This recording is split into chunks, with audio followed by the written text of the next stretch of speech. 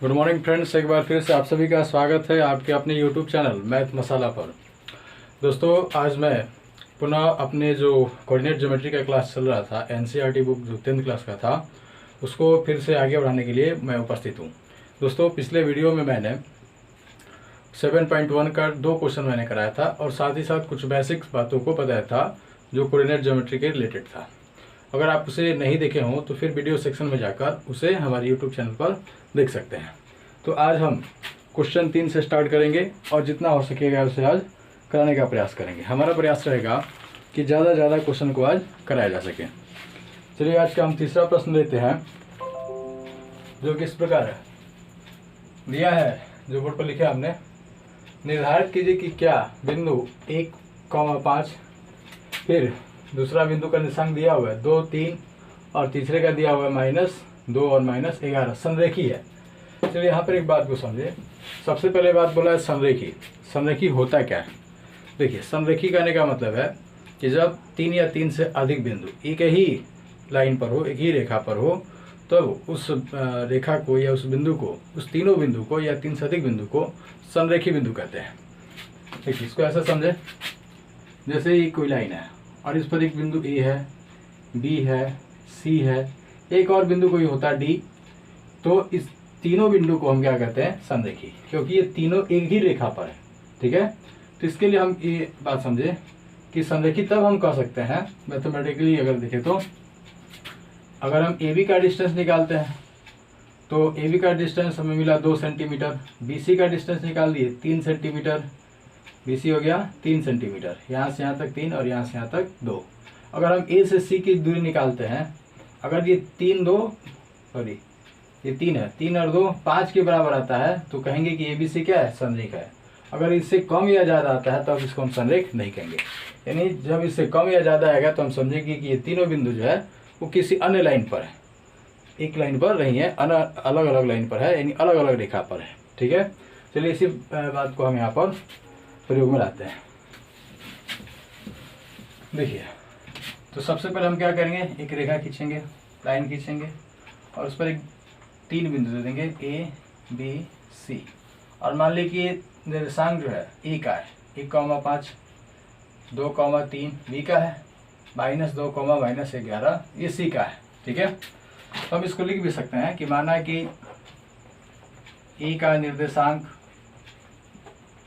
1,5 है, बी का निर्देशांक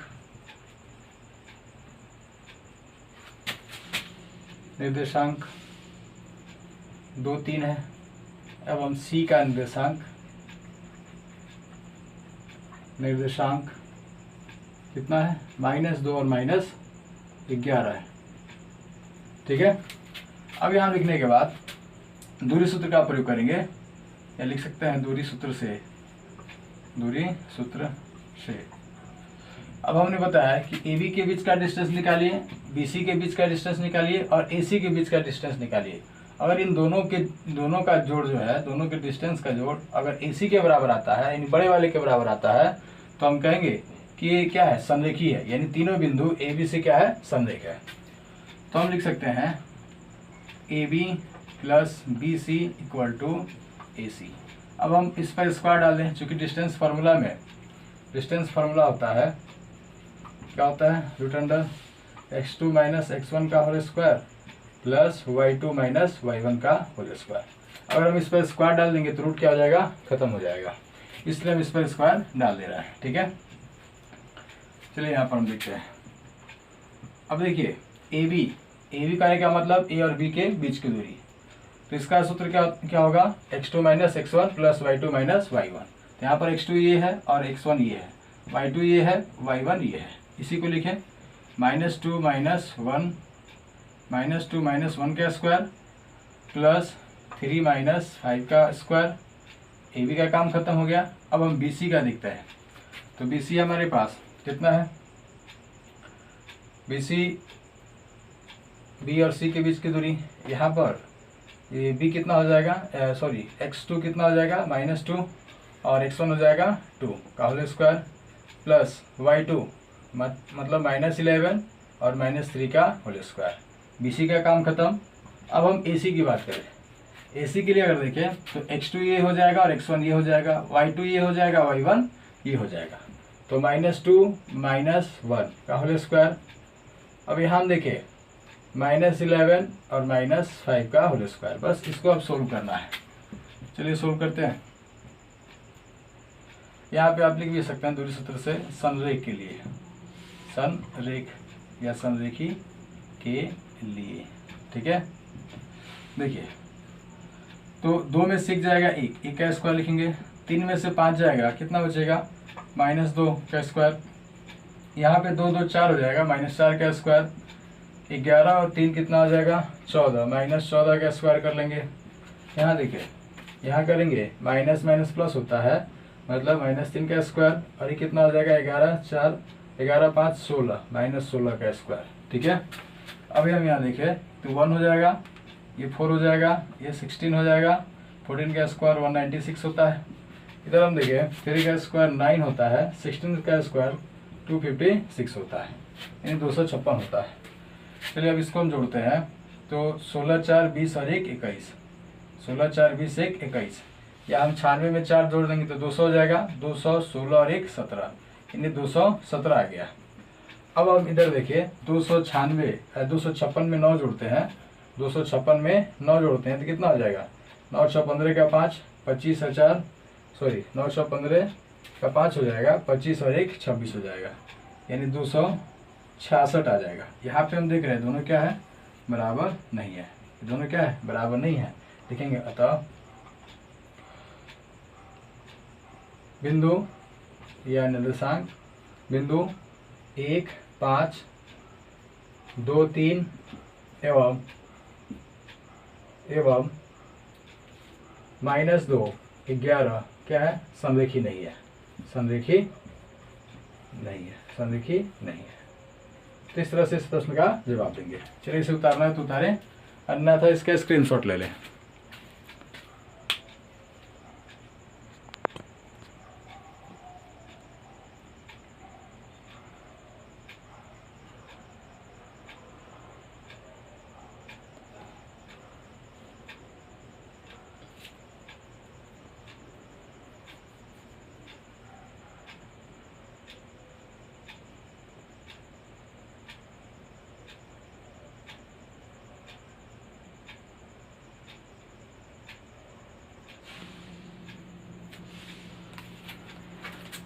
तो अगले प्रश्न की ओर बढ़ते हैं।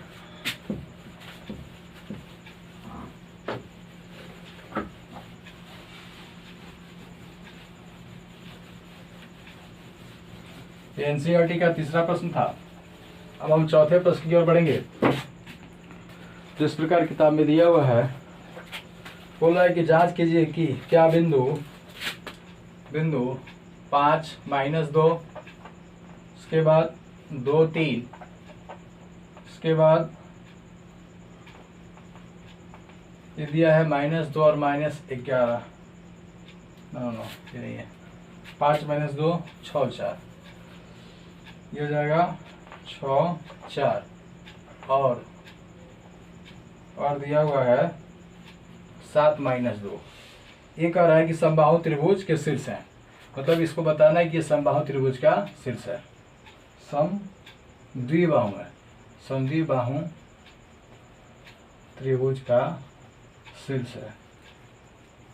देखिए ये क्वेश्चन उतना बड़ा नहीं है, तो हम क्या समझे, सबसे पहले देखिए कि एक त्रिभुज बना लेंगे, उसका नाम ए हो जाएगा, बी सी, यानी ए बी सी एक त्रिभुज हो गया। मान लें कि पहले का निर्देशांक -5 -2 देंगे, दूसरे का निर्देशांक दे देंगे बी का, हो जाएगा 6 4 हो जाएगा, तीसरे का निर्देशांक हो जाएगा 7 -2 हो जाएगा। हम इसको लिख भी सकते हैं अपने शब्द में। देखेंगे कि माना कि त्रिभुज ए बी सी एक समद्विबाहु त्रिभुज है, यह एक त्रिभुज है जिसमें ए का निर्देशांक 5, -2 है, बी का 6, 4 है और 7 का 7 -2 है। ठीक है, यहाँ पे आप शब्द में लिख सकते हैं।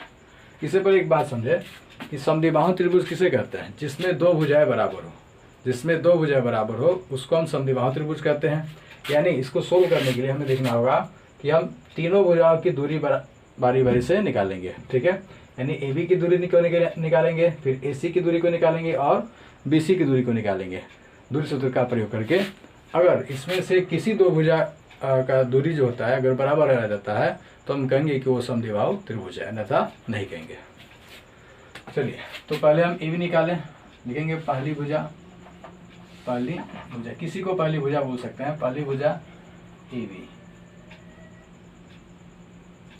बी बराबर कितना हो जाएगा। अब दूरी सूत्र का प्रयोग करेंगे तो ए बी यही है, तो इसको x2 मान लें, इसको x1 मान लें, या इसको x2 मान लें तो इसको x1 मान लें, इसको y2 मान लें तो इसको y1 मान लें। किसी को x1 x2 या y1 y2 मान सकते हैं, दोनों में से। तो तत्काल हम 6 को x2 मान रहे हैं और x1 5 को मान रहे हैं और स्क्वायर, फिर y2 4 का, फिर -2 का होल स्क्वायर। यहाँ डबल माइनस होगा तो माइनस माइनस क्या हो जाएगा, प्लस हो जाएगा। हम यहाँ प्लस दे देते हैं, क्या लिख देते हैं, -2 का होल स्क्वायर। देखिए कितना हो जाएगा ये, तो 6 में से 5 जाएगा 1 का स्क्वायर, 4 और ये +2 जाएगा का स्क्वायर, तो ये हो जाएगा 1 यानी 1, 4 2 6, 6 का स्क्वायर 36 यानी हो गया √37। ठीक है, अब हम बी सी को निकालते हैं, यानी दूसरी भुजा बी सी बराबर, अब यहाँ पर हम x2 - x1 7 - 6 का स्क्वायर प्लस y2 - y1 -2 - 4 का स्क्वायर। देखिए 7 में से 6 जाएगा 1 का स्क्वायर, माइनस माइनस प्लस हो जाएगा, 4 2 6, 6 का स्क्वायर कर लेंगे, ये कितना हो जाएगा 1 + 6 का स्क्वायर 36, फिर जोड़ेंगे कितना आ जाएगा √37। इस तरह से दूसरा भुजा निकल गया। अब तीसरा भुजा निकालते हैं। क्या निकालते हैं तीसरा भुजा, तीसरी भुजा कौन सा है, अब AC है। तो AC के लिए फिर वही x2 - x1 यानी 7 - 5 का स्क्वायर प्लस -2 का स्क्वायर। देखिए 7 में से 5 जाएगा 2 का स्क्वायर, माइनस माइनस प्लस -4 का स्क्वायर, कितना हो जाएगा 2 का स्क्वायर 4 और 4 का स्क्वायर 16, 16 4 20। यहाँ हम देख रहे हैं कि AB और BC ये दोनों √37 आया है, 36 से 37 आया है, तो यहाँ पे दोनों क्या है, बराबर है, और यहाँ पे AC बराबर नहीं है। तो यहाँ हम अपना जवाब लिखेंगे यहाँ AB एवं BC भुजा की लंबाई बराबर है तथा AC की लंबाई बराबर नहीं है। अतः उपरोक्त तीनों बिंदु ब्रैकेट में ABC लिख सकते हैं, कॉमा देकर ABC, तीनों बिंदु लिखे ABC, तीनों बिंदु ABC समद्विबाहु त्रिभुज के शीर्ष है। इस तरह से हम इसका जवाब देंगे। चलिए इसे उतारना तो उतारे, अन्यथा इसका स्क्रीनशॉट ले लें।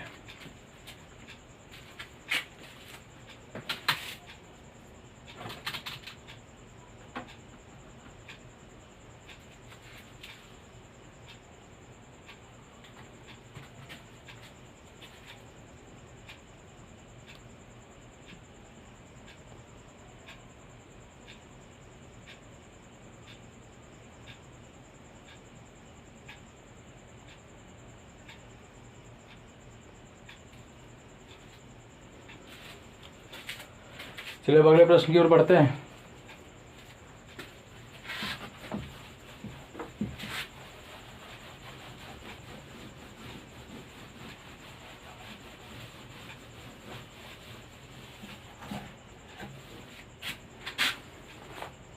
ये चौथा प्रश्न था। अब हम पांचवें प्रश्न की ओर बढ़ते हैं। देखिए पांचवा प्रश्न एक ग्राफ जैसा दिया है। वो ग्राफ इस प्रकार से, इसमें 4 बिंदु दिया गया है। एक ऐसा है, एक यहाँ पे है, और एक जस्ट सामने है, और एक जस्ट सामने है, यानी इसको ए बोला गया है, ये बी बोला गया है, इसका सी बोला गया होगा ना, ये सी है और ये डी है। अब देखिए इस ग्राफ में आप देखेंगे इस सबका निर्देशांक दिया गया है। जैसे मान लीजिए ये पॉइंट 4 पर है, ये पॉइंट 7 पर है, ये पॉइंट इधर, ये इसके सामने पड़ेगा 3 और इसके सामने पड़ेगा 6, इसके सामने ये पड़ेगा कितना 9। ठीक है, तो अब ऐसे हम क्या करेंगे, चारों बिंदुओं को पहले निर्देशांक लिखेंगे। इसमें पहले बात समझ लीजिए, कह रहा है किसी कक्षा में 4 मित्र बिंदु ए बी सी और डी पर बैठे हुए हैं, जैसा कि आकृति 7.8 में दर्शाया गया है। तो आपके पास एनसीईआरटी का जो बुक होगा उसमें आप 7.8 का जो ग्राफ दर्शाया गया, आकृति दर्शाया गया है, उसमें देखेंगे। उसमें चंपा चमेली कक्षा के अंदर जाती है और कुछ मिनट तक देखने के बाद चंपा चमेली से पूछती है कि क्या तुम नहीं सोचती हो कि ABCD एक वर्ग है। ये कौन कह रही है, ये चंपा कह रही है। कुछ मिनट तक देखने के बाद चंपा चमेली से पूछती है कि क्या तुम नहीं सोचती कि ABCD एक वर्ग है। यानी ABCD एक वर्ग है, ये कह रही है कि ABCD क्या एक वर्ग है। किसने बोला, चंपा ने। चमेली इससे सहमत नहीं है। दूसरे सूत्र का प्रयोग करके बताइए कौन सही है। यानी चंपा कह रही है कि वर्ग है और चमेली कह रही है कि वर्ग नहीं है। तो आखिर में है ये क्या, इसका जवाब हमें देना है। तो सबसे पहले हम क्या करेंगे कि ABCD का निर्देशांक निकालेंगे। देखेंगे यहाँ ए का निर्देशांक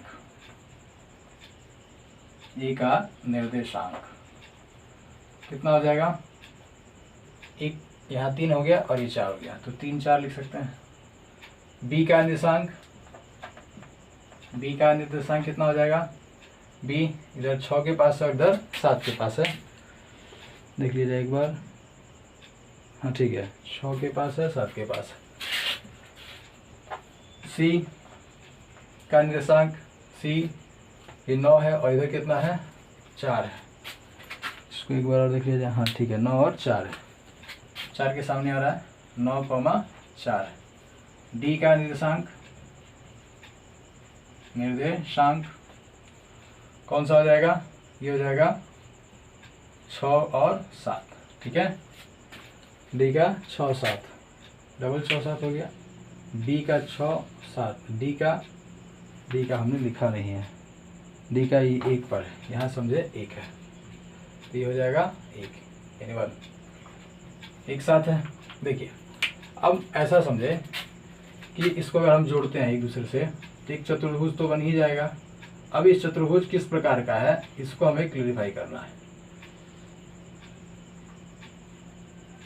इसे हमें क्लियरिफाई करना है कि ABCD है तो कौन सा चतुर्भुज है ये बताना है। तो हम क्या करेंगे, सबसे पहले AB के बीच की दूरी निकालेंगे, उसके बाद BC के बीच की दूरी निकालेंगे, उसके बाद CD के बीच की दूरी निकालेंगे, उसके बाद AD के बीच की दूरी निकालेंगे। उसके बाद इसके जो विकर्ण होंगे, जैसे एक विकर्ण AC हो जाएगा, दूसरा विकर्ण BD हो जाएगा, इसकी दूरी निकालेंगे।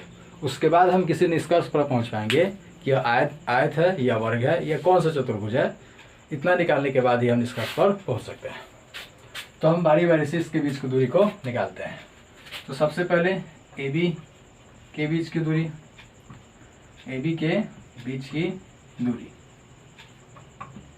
देखिए AB यही है, यानी यहाँ पर दिया है, तो हम क्या करें, x2 - x1 यानी 6 - 4 का होल स्क्वायर, फिर 7 - 3 का होल स्क्वायर। कितना हो जाएगा, 6 में से 2 जाएगा, 4 जाएगा, 2 का स्क्वायर कितना हो जाता है 4।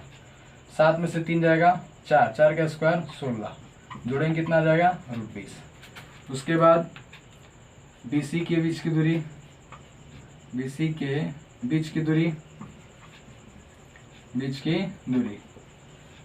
इसमें भी वही BC ही ना है, तो हम 9 - 6 का होल स्क्वायर कर लें प्लस 4 - 7 का होल स्क्वायर कर लें। 9 में से 6 जाएगा 3 का स्क्वायर 9। उसके बाद यहाँ पर भी 9 ही हो जाएगा, क्योंकि 7 में से 4 जाएगा, 4 में से 7 जाएगा, ये तो माइनस में आएगा, लेकिन स्क्वायर से क्या हो जाता है माइनस प्लस में चेंज हो जाता है, यानी ये भी हो जाएगा 9 9 कितना हो जाएगा √18। चलिए अब इसके बाद हम निकालते हैं DC या CD के बीच की दूरी। सी डी के बीच की दूरी, इसमें भी हो जाएगा 1 माइनस 9 का स्क्वायर, उसके बाद 7 माइनस 4 का स्क्वायर। ये कितना हो जाएगा? 8 हो जाएगा। 8 का स्क्वायर 64 होता है, 8 का 64 हो जाएगा, और ये घटेगा तो 3 का स्क्वायर 9, 64 9 कितना हो जाएगा?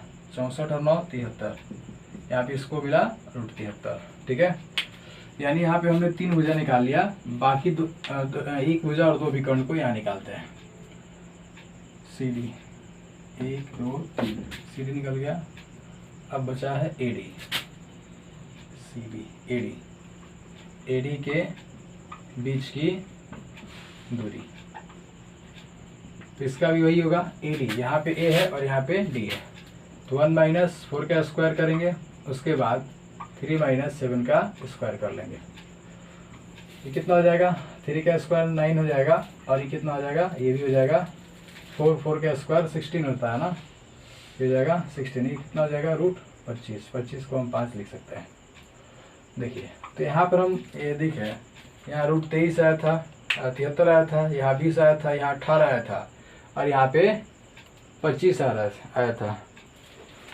एक बार इसको और देखिएगा, कुछ पॉइंट मिस तो लग रहा है ना। 4 3 4 3, ए का 4 3 है ही, डी का 6 1, डी का है क्या? 6 1। ओह, यही ना गड़बड़ है, यही गड़बड़ है। अच्छा खैर कोई बात नहीं, इसे आप किताब से देखिए करेक्शन कर लेंगे, क्योंकि यहाँ पे हम कुछ पॉइंट गलत लिख दिए हैं। क्योंकि यहाँ पे होना चाहिए था डी के पास 6 और 1 होना चाहिए था, ए के पास 3 4 होना चाहिए, 3 4 होना चाहिए, हमने 4 3 लिख दिया है। सी के पास 9 है ना, 9 और 5 होना चाहिए था, 9 और 4 होना चाहिए था। ठीक है, उसके बाद बी का 6 और 7 होना चाहिए था। कोई बात नहीं, बस इतना आप मेथड को समझे कि हम यहाँ पे दूरी निकाल लेंगे। हमने यहाँ निकाला ए सी, ए डी निकला है, ए डी निकाल लिया है। उसके बाद अब हम क्या निकालेंगे? इसके बाद हम निकालेंगे ए सी, उसके बाद हम निकालेंगे बी डी। इन दोनों के बीच की दूरी हम निकाल लेंगे। निकालने के बाद अगर इसमें से सारा भुजा बराबर आता है, सारा भुजा आपस में बराबर आता है, और ये दोनों विकर्ण ए सी और बी डी, ए सी और बी डी, अगर ये दोनों विकर्ण आपस में बराबर आते हैं, तब हम बोलेंगे कि यह वर्ग है। ठीक है, अगर इसमें से कोई दो भुजा एक साथ बराबर आता है, मान लीजिए कि ए बी और बी सी एक साथ बराबर आता है, और या कह सकते हैं ए बी सी डी के बराबर आ जाए, बी सी ए डी के बराबर आ जाए, मतलब कोई दो भुजा आपस में बराबर आ जाता है और साथ में विकर्ण आपस में बराबर आते हैं, तब इसे हम आयत कहेंगे। ध्यान से सुने, अगर चारों भुजा आपस में बराबर है और दोनों विकर्ण आपस में बराबर है, तब हम उसे बोलेंगे आयत। उसके अलावा अगर दो भुजा कोई आपस में बराबर है और फिर बाकी दो भुजा आपस में बराबर है, तो अब तब इसको हम बोलेंगे कि यह एक आयत है, लेकिन इसमें विकर्ण भी बराबर आपस में होना चाहिए। ठीक है, तब हम इसे बोलेंगे आयत। चलिए इसे आप अपने हिसाब से बना लीजिएगा किताब से देखकर, नहीं तो इसे जो है अगले हम वीडियो में करेक्ट करेंगे। ठीक है, चलिए अगले प्रश्न की ओर बढ़ते हैं।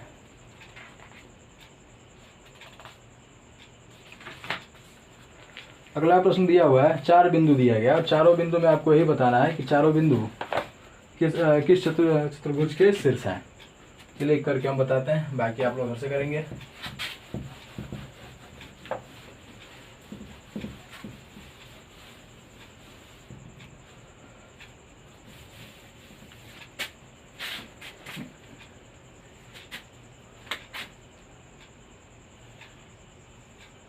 मान लीजिए एक आयत है या चतुर्भुज है, इसका निर्देशांक दिया हुआ है -1 -2, बी का दिया हुआ है 1 0, उसके बाद सी का दिया हुआ है, सी का दिया है -1 2, डी का दिया हुआ है -3 0।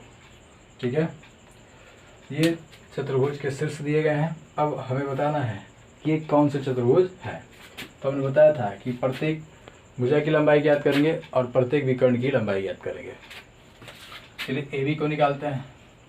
तो ए बी का दूरी कितना हो जाएगा? ए बी 1 -1 का स्क्वायर,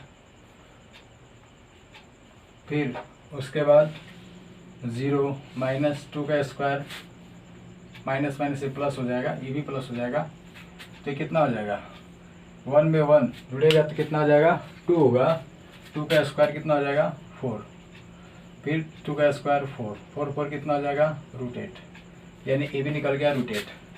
बी सी निकालते हैं तो बी सी का भी वही काम होगा, x2 माइनस x1 -1 फिर -1 का स्क्वायर, उसके बाद 2 माइनस 0 का स्क्वायर, तो भी हो जाएगा 4 + 4 कितना हो जाएगा √8, क्योंकि 1 1 2 होता है, माइनस माइनस प्लस होता है ना, तो 1 1 2 हो जाएगा, 2 का स्क्वायर 4 होता है, यहाँ पर 2 में से 0 घटेगा तो 2 ही आएगा, तो 2 का स्क्वायर क्या हो जाएगा 4 4 4 8 हो गया।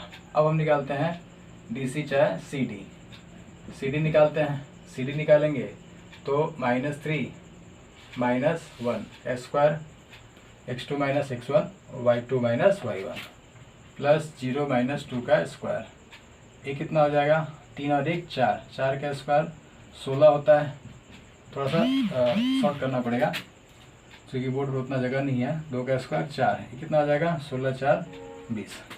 अब हम आगे निकालते हैं इसके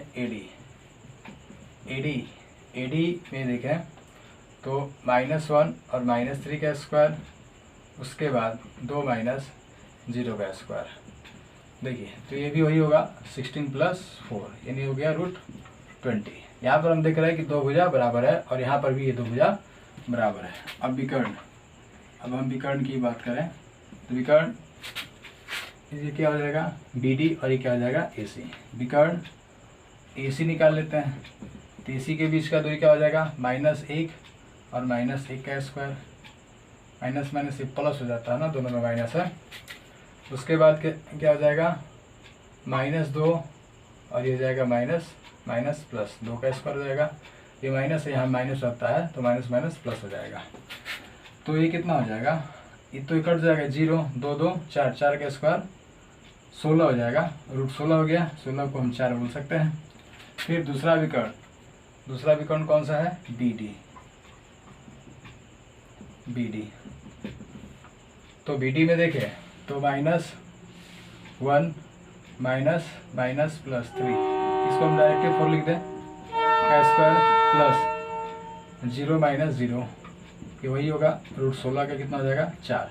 तो यहाँ पे हम देख रहे हैं दोनों विकर्ण बराबर है, तो हमने बताया था कि किसी भी चतुर्भुज में कोई 2 भुजा आपस में बराबर है, फिर अन्य 2 भुजा जो है वो आपस में बराबर है, या सीधे कहे कि आमने सामने की भुजा आपस में बराबर है और दोनों विकर्ण आपस में बराबर हैं, तब हम बोलेंगे कि वो चतुर्भुज आयत है। देखिए तो हम यहाँ लिखेंगे, यहाँ AB बराबर, AB किसके बराबर है BC के बराबर है, एवं CD बराबर AD तथा विकर्ण AC बराबर BC है, अतः ABCD के निर्देशांक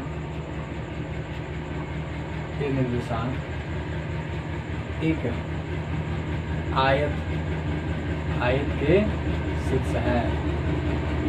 ठीक है, इस प्रकार से हम इसका जवाब देंगे। इससे पहले वाला जो क्वेश्चन मिसमैच हुआ था उसका भी जवाब हम ऐसे ही देते हैं, आप अपने से खुद उसे बनाने का प्रयास कीजिएगा। ठीक है, तो इसे उतारना तो उतारे, न तो इसका स्क्रीनशॉट लें।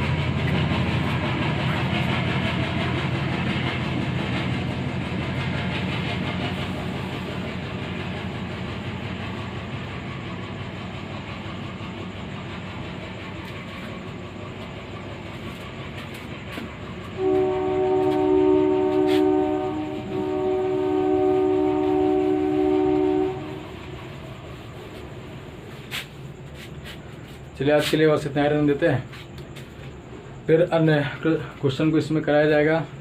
चार प्रश्न और बच गए हैं, इन प्रश्नों को अगले वीडियो में कराया जाएगा।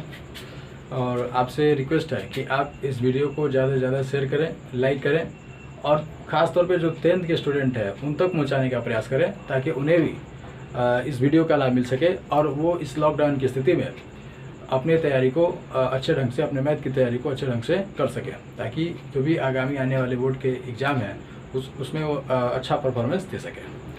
तो आज हम इतना ही रहने देते हैं, फिर अगले वीडियो में फिर से मिलेंगे। तब तक के लिए जय हिंद, जय भारत, धन्यवाद।